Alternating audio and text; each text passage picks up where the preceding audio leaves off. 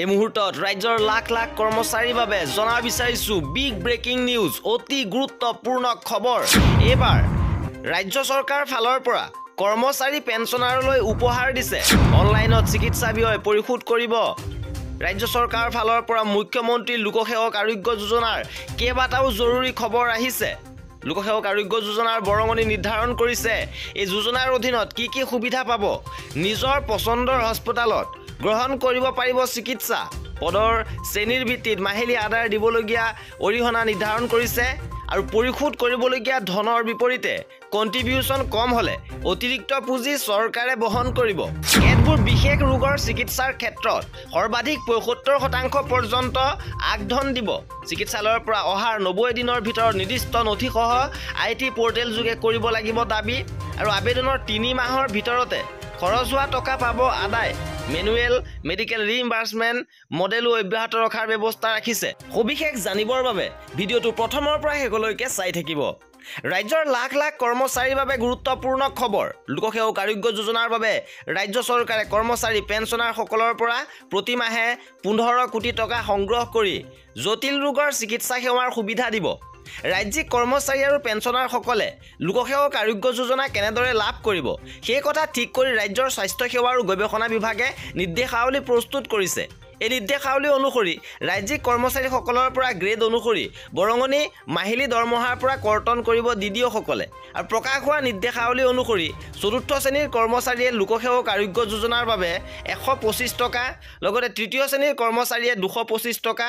দ্বিতীয় শ্ৰেণীৰ কৰ্মচাৰীয়ে ৩২৫ টকা আৰু প্ৰথম শ্ৰেণীৰ বিষয়াই দিব লাগিব ৫০০ টকা আৰু উল্লেখযোগ্য যে ৰাজ্য চৰকাৰ প্ৰায় ৪ লাখ কৰ্মচাৰী আছে তেনেদৰে পেঞ্চনাৰ আছে প্ৰায় ১.৫ লাখ সৰ্বমুঠ ৫.৫০ লাখ কৰ্মচাৰী আৰু পেঞ্চনাৰৰ পৰা গড়ে ৩০০ টকাকৈ দৰমহাৰ পৰা লোকসেৱক আৰোগ্য যোজনাৰ পৰা কৰ্তন কৰিলে মুঠ সংগ্ৰহৰ পৰিমাণ হ'ব প্ৰায় ১৫ কোটি টকা আৰু উল্লেখযোগ্য যে যোৱা ২ অক্টোবৰত মুখ্যমন্ত্ৰী ডক্টৰ হিমন্ত বিশ্ব শৰ্মাই এই লোকসেৱক আৰোগ্য যোজনা আৰম্ভ কৰি এটা পৰ্টেল মুকলি কৰিছিল এই পৰ্টেলটো মুকলি হৈছিল যদিও কৰ্মচাৰীসকলৰ নাম পঞ্জীয়ন কৰাৰ বাবে প্ৰক্ৰিয়াটো আগবঢ়া নাছিল আৰু যোজনাখন শুভাৰম্ভ কৰাৰ সময়ত মুখ্যমন্ত্ৰীয়ে কৰা ঘোষণা অনুসৰি চিকিৎসা ব্যয় পৰিশোধৰ বাবে পৰ্টেলত নাম পঞ্জীয়ন কৰি ১ এপ্ৰিলৰ পৰা চিকিৎসা মহাবিদ্যালয় বি বৰুৱা কৰ্কট প্ৰতিষ্ঠান আৰু এইমছ আদি চৰকাৰী চিকিৎসালয়ত নগদবিহীন চিকিৎসা ব্যয় পাব ইপিনে অহা বছৰ ২ অক্টোবৰৰ পৰা ৰাজ্যৰ বাহিৰৰ ব্যক্তিগত খণ্ডৰ চিকিৎসালয়তো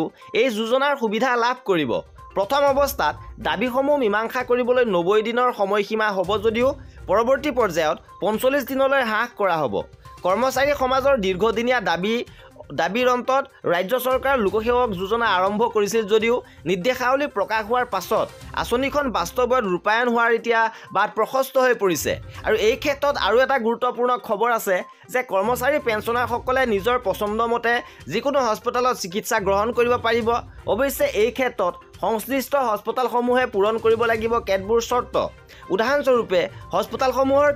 ক্লিনিকেল এষ্টাব্লিছমেণ্ট এক বা সংশ্লিষ্ট ৰাজ্যৰ অন্য ৰাজ্যৰ দ্বাৰা অনুমোদিত হ'ব লাগিব আৰু হস্পিটালসমূহতো থাকিব লাগিব IPD ICU অপাৰেশ্যন থিয়েটাৰ আদি থকাটো বাধ্যতামূলক অৱশ্যে দাঁত আৰু দেহ কেয়াৰ ক্ষেত্ৰত ৰেহাই দিয়া হৈছে সেইদৰে চকু কাণৰ ৰোগৰ বাবে ICU নাথাকিলেও অপাৰেশ্যন থিয়েটাৰ থাকিব লাগিব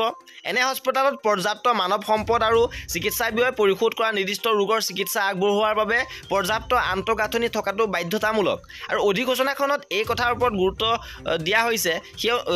হৈছে সেই অনুসৰি যদিহে চিকিৎসা ব্যয়ৰ নামত হস্পিটালক পৰিশোধ কৰিবলগীয়া ধনৰ পৰিমাণৰ বিপৰীতে কৰ্মচাৰী পেঞ্চনাৰৰ অৰিহণা কম হয় তেতিয়া অতিৰিক্ত পুঁজি বহন কৰিব ৰাজ্য চৰকাৰ ফালৰ পৰা আৰু অনুৰূপ ধৰণে হস্পিটালক পৰিশোধ কৰিবলগীয়া ধনতকৈ অৰিহণা পৰিমাণ বেছি হ'লে পৰৱৰ্তী বিত্তীয় বৰ্ষৰ অৰিহণাৰ সৈতে সেয়া মিলাই লোৱা হ'ব আৰু কৰ্মচাৰীসকলৰ এই আঁচনিখনৰ অধীনত সৰ্বাধিক ৭৫% পৰ্যন্ত আগধন প্ৰদান কৰিব অৱশ্যে আগধন দিয়াৰ ক্ষেত্ৰতো চৰ্ত আৰোপ কৰিছে এই চৰ্তসমূহ হৈছে যে কেতবোৰ বিশেষ জটিল ৰোগৰ ক্ষেত্ৰতহে আগধন দিয়াৰ ব্যৱস্থা ৰাখিছে আৰু এনে ৰোগৰ ক্ষেত্ৰত আবেদনৰ পৰা ৩-৪ দিন কৰ্মদিনৰ ভিতৰতে চিকিৎসা ব্যয় পৰিশোধৰ আগধন দিয়া হ'ব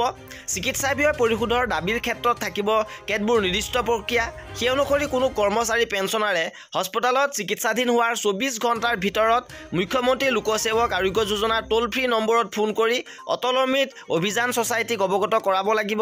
ইয়াৰ পাছত সংশ্লিষ্ট কৰ্মচাৰী পেঞ্চনাৰজনৰ ৰেজিষ্টাৰ মোবাইল নম্বৰত SMS যোগে যোগাযোগ কৰিব। চিকিৎসা ব্যয় পৰিশোধৰ বাবে IT পৰ্টেল যোগে সংশ্লিষ্ট কৰ্মচাৰী পেঞ্চনাৰজনে হস্পিটেলৰ IPD বিলসহ কেতবোৰ নিৰ্দিষ্ট নথিপত্ৰৰ IT পৰ্টেলত আপলোড কৰিব লাগিব। ইপিনে হস্পিটেলত অহাৰ পৰা 90 দিনৰ ভিতৰত চিকিৎসা ব্যয় পৰিশোধৰ দাবী জনাব লাগিব কৰ্মচাৰী পেঞ্চনাৰসকলে। আৰু নিৰ্দিষ্ট নথিসমূহ আপলোড কৰাৰ পাছত বিলিং এণ্ড ডিছবাৰ্চমেণ্ট অফিচাৰজনে সংশ্লিষ্ট কৰ্মচাৰীজনৰ বৈধতা পৰীক্ষা কৰিব আৰু সকলো ঠিকে থাকে পালে চিকিৎসা ব্যয় পৰিশোধৰ দাবীৰে আবেদন জনোৱা 3 মাহৰ ভিতৰতে খৰচ হোৱা ধন পাব কৰ্মচাৰী আৰু পেঞ্চনাৰসকলে। আৰু মন কৰিবলগীয়া যে এই ধনৰাশি বিত্ত